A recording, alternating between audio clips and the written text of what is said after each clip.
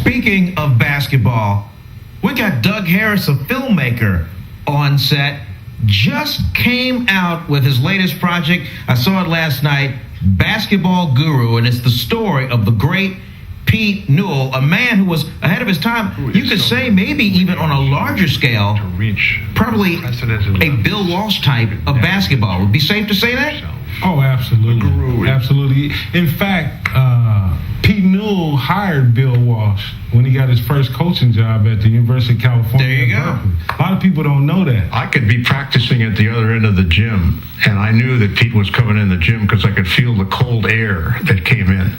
Once he stepped on the floor, it was all business. Pete Newell was an extraordinary man, and especially here in the Bay Area, because his roots lie very deep, especially here in San Francisco, where he coached USF to their first national championship back in 1949, which was the NIT, when the NIT was the big... Yeah, that was the big one. You wanted to go to... Can you believe that? Everybody wanted to go to the NIT and not the NCAA tournament.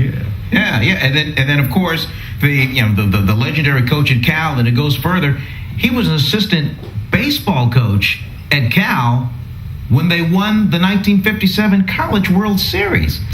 Pete Newell has his hands in both of Cal's only national championships for both baseball and basketball. You know, his team in 1959 won the NCAA championship, and they had to go through Oscar Robertson in the semifinals and then meet Jerry West in the finals in 1959, and Pete Newell came out on top.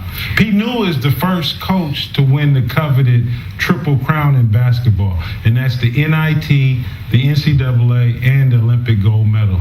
So he's a very special man. The difference in all of those games really is Pete Newell. We had a better coach than anybody in the country. With respect to all the research and everything you do for the folks that will see this soon, I mean, it's right off the timeline. I mean, you're just getting ready to roll this thing out. What do you want the folks out there to get out of this film?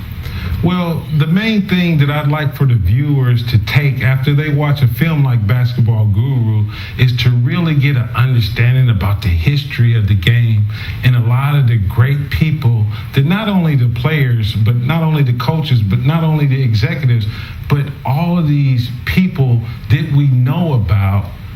The Jerry Coangelos, the Mike Krzyzewskis, the Bobby Knights, the Pat Rileys, all of these people, Pete Newell impacted their lives in a way that really helped them to get to the next level.